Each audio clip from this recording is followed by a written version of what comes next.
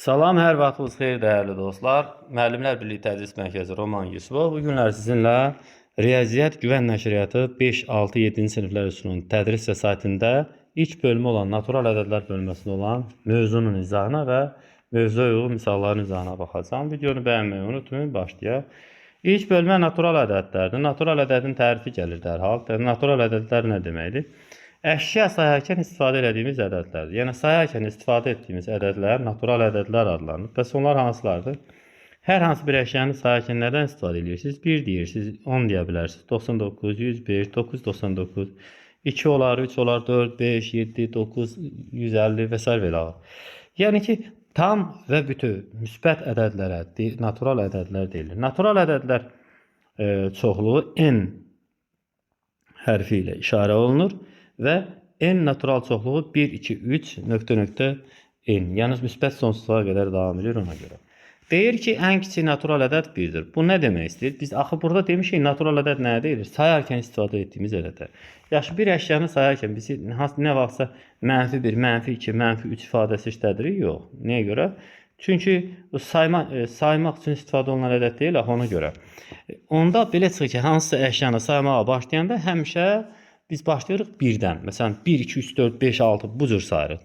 Durub 0, 1, 2, 3, 4 ya 5-dən başlamırıq ki, başlayanda 1 ilə başlayırıq da. Ona görə də ədədlərin içərisində ən kiçiyi, natural ədədlərin ən kiçiyi deməyə 1-dir. Hər sonraki natural ədəd özündən əvvəlki natural ədədin üzərinə 1 gəlməklə əlavə olunur. Məsələn, 15 natural ədədini götürsəz, o özündən əvvəlki 14-ün üzərinə 1 gəlməklə alınır. Daha sonraki natural ədəd 15-in üstə 1 gələcəksiniz, 16 alınacaq. Yəni, əvvəlkindən bir vahid çox arta gedir də, o mənada deyir. Ən böyük natural ədəd yoxdur, çünki natural ədədlər müsbət sonsuzluğa qədər davam edir. Burada var idi o.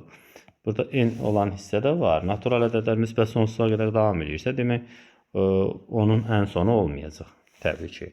Rəqəmlərin sayı 10 olduğu üçün say sistemi, yəni bu bizim istifadə edildiyimiz, bugün haqqında danışdığımız say sistemi onluq say sistemi adlanır. Çünki onların rəqəmdən istifadə olunur. Burada vacib bir məlumatı mən sizə vermək istəyirəm. Çox önəmli bir məsələdir. Riyaziyyatda cəmi 10 dənə rəqəm var. 0, 1, 2, 3, 4, 5, 6, 7, 8 və 9. Məsələn, bunlara siz həm rəqəm deyə bilərsiniz, həm də ədəd deyə bilərsiniz. Amma məsələn, 15 ədədinə siz bütövlükdə rəqəm deyə bilməzsiniz. Deyə bilərsiniz ki, 1-ə və 5-ə rəqəm deyə bilərsiniz. Ayrı-ayrılıq da götürürsünüz. Amma ümumilikdə götürəndə, məsələn, 463-ə siz bütövlükdə 463 rəqəmi deyə bilməzsiniz. Ədədi deyə bilərsiniz. Amma məsələn, 4-ün özünü götürsünüz, 1-dən 9-a qədər olan ədəd olduğuna görə də, siz bunu həm rəqəm deyə bilirsiniz, həm də ədəd deyə bilirsiniz. Yəni, ilk onuna rəqəm də demək olar. Ədəd də 0-dan 0, 1, 2, 3, 4, 5, 6, 7, 8, 9-a qədər. Bunlar həm rəqəmdir, həm ədəd, amma bundan sonrakilər yalnız ədəd deyəcəyik. Rəqəmin qiyməti ədədin yazılışında tutduğu mövqedən asılı olan say sistemi mövqeli say sistemi adlanır. Bəs bu nə deməkdir? İzahı nədir? Məsələn, Rum rəqəmi ilə bu bizim istifadə edədiyimiz, buna ərəb rəqəmi deyirlər, ərəb rəqəmi fikirləşək. Rum rəqəmində 3 yazaq. Məsələn, bir dənə bir xətt çəksəz 1 deməkdir. Bizim istifadə edədiyimiz belə yazılır da. Bizim istifadə edədiyimizdə də beləsinə 1-dir. İndi bunların hər ikisinin dəyəri eynidir təxminən. Rum rəqəmində 1-in də əlavə eləsəz 2 deməkdir. Amma mövqeli say sistemində 1-in əlavə eləsəz artıq 11 deməkdir. Çünki mövqe dəyişikliyi olacaq. Mövqeli say sistemində ədədin dayandığı mövqe onun qiymətinə təsir edir. Məsələn, bu belədir, bu belə olanda 1-dir, amma bundan sonra daha hansısa bir, məsələn, deyək ki, bir 7 yazsaz artıq bu 1 deyil, bu artıq 10-dur. Ona görə deyir ki, bir dənəsində əlavə, təki bir dənə də əlavə bir rəqəm, deyək ki, məsələn, 3 yazsaz artıq bu 100-dür. Bir dənə də rəqəm yazsaz, 5 yazsaz bu artıq 1000-dir. Ona görə də bunun dayandığı mövqe onun qiymətini bəlirləyir, müəyyən edir. Onluq say sistemi, mövqeli say sistemi sayılır və o bir 10, 100, 10 üstü n kimi mərtəbə vahidləri ilə adlanır. Təşrik mərtəbəsinin vahidi, onluq mərtəbəsinin vahidi, yüzlük mərtəbəsinin vahidi natural ədədlərin yazılışında sağdan sola doğru rəqəmlər 3-3 artıraraq siniflər əmələ gətirir. Aşağıdakı cədvəldə həmin o siniflər və siniflərə uyğun olan mərtəbələr barədə danışacaq. Hər bir şagird riyaziyyatı öyrənərkən bu mərtəbələri bilməlidir. Çünki bu həm də böyük yazılışlı ədədləri, məsələn üçün deyək ki, burada yazılan bu ədədi oxumaq üçün də imkan verir. Nədir məsələ? Dedim, onun biraz sadə formasına deyəcəm, amma cədvəl olan formasını biz danışaq. Təklik var, bu ən azıdır da. Təklik var, onluq var, yüzlük var, minlik var, 10 minlik, 100 minlik, tək milyonluq, 10 milyon, 100 milyon, tək milyard, 10 milyard, 100 milyard və s. var. Burada da həmin rəqəmə uyğun bir nümunə vermişdi aşağı hissədə. İndi o nümunədən də danışacağım sizə buradan. Deyir ki, bunun oxunuşu necədir? Deyir ki, məsələn, baxırıq ki, 24 hardadır? 10 milyonluqla, baxın 10 milyardlıqla, 10 milyardlıqla tək milyardlığın arasında. Yəni 10 tək. Yəni ki, götürsəz olur ki, 24. 2 dənə 10'luq, bir dənə də 24 milyard. Sonra 100 milyonluqda 6 dayanır, 10 milyonluqda 0, tək milyonluqda 8. Yəni 608 milyon. 608 nəyin altında? Milyon.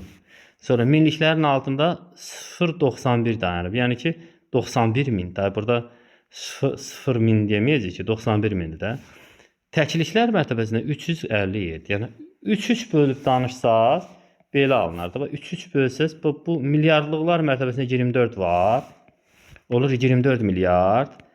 Sonra milyonluqların olan hissə altlığa baxın. Bu milyonluqlar olan sütuna baxsaq, həmin sütunda 608 var. Minliklər olan sütunda 91 min var. Təkliklər olan sütunda da 357 min var. Demək nə olur? 24 milyard 608 milyon 91 min 357. Elə burada da onu yazıb. 24 milyard 608 milyon 991 min 150.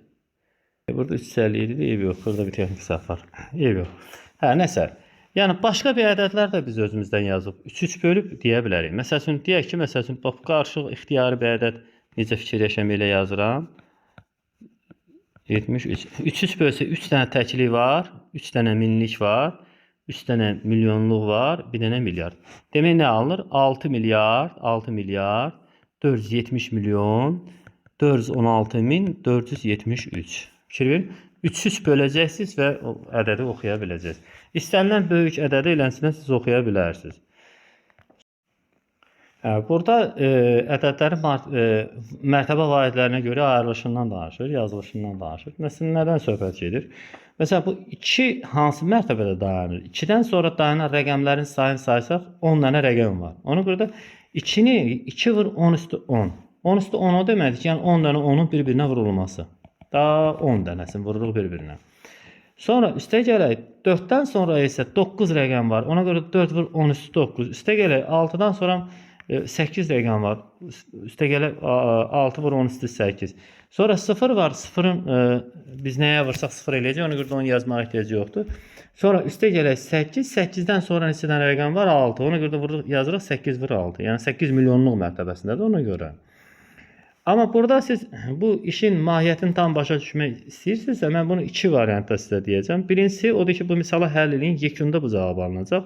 İkincisi, sizə bir dənə sadə bir misal verəcəm. Sadə misal üzərində də yenə də özünüz fikirləşərsiniz. Məsələn, mən biraz daha sadəsini yazacağım ki, siz rahat başa düşə biləsiniz. Mən yazacağım ki, 4647 bərabərdir. Bax, uşaqlar, 4 dənə min var. Bəs mini necə ala bilərik? 4 vuraq, min nə deməkdir? 10 üstü 3. Çünki 10'u 3 dəfə bir-birinə vuranda 10 üstü 3 bərabər eləyir minə. O da bərabərdir 10 üstü 3'ə. Yəni onun kubuna. Sonra üstə gələk. 6'dan sonra 2 rəqəm var. Yəni o yüzlük mərtəbəsində dayanır deyə. 6 vuraq, 10 üstü 2. 10 üstü 2, 10 vur 10. Yəni 100 deməkdir. Olur 600. Doğrudan da bu 600'lük mərtəbəsidir. 4600 deyirik. 4600. Sonra bu 40 onluq mərtəbəsində dayanır. Yəni olur demək 4 vuraq 10. Sonra plus 7, 7 sadə bir mərtəbə, təkli mərtəbəsidir. Ona görə də bunun həllinə biz gəlsək, həll eləsək bunu, alınacaq 4000, üstə gələk 600, üstə gələk 40, üstə gələk 7. İndi baxın 4647 bərabər 4647. Biraz yuxarıdakı nümunə düşünən biraz uzun olub. Ona görə də əslində uzun deyil, yəni asandır. Sadəcə olaraq biraz daha sadə nümunəsində verdim ki, başa düşəsiniz. Bu hissədə, bundan sonraki hissədə də deyirdi ki, trilyonluq, kvadrilyonluq və kvintalyonluq və bundan sonra sentrilyonluq falan mərtəbələri də doğrudan da var. İndi hamısını təbii ki, bugün keçmirsiniz, amma var. Demək istəyir ki, bu cədvələ əlavə eləyə bilərsiniz siz onu. Bu mərtəbələri əlavə eləyə bilərsiniz. Məsələn, deyək ki, bundan sonra kvadrilyonluq, trilyonluq, sonra kvadrilyonluq, sonra kvintalyonluq deyə siniflərdə var idi. Diqqətinizə görə təşəkkür edirəm. Təhsil həyatında və şəxsi həyatınızda sizə uğur arzu edirəm. Videonu bəyənib dostlarınızla paylaşmağı unutmayın. Kanala abunə olun.